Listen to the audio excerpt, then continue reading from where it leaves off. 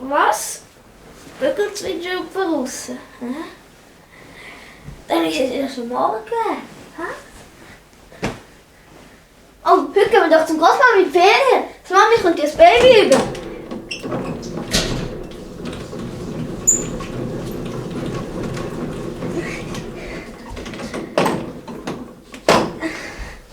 Oh, lässig, die Sonne scheint.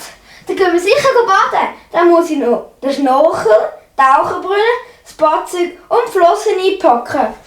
Oh, und der Jutiböller darf auch nicht fehlen.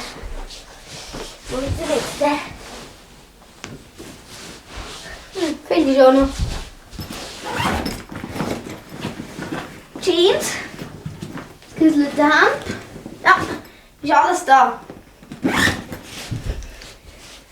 Oh, halt!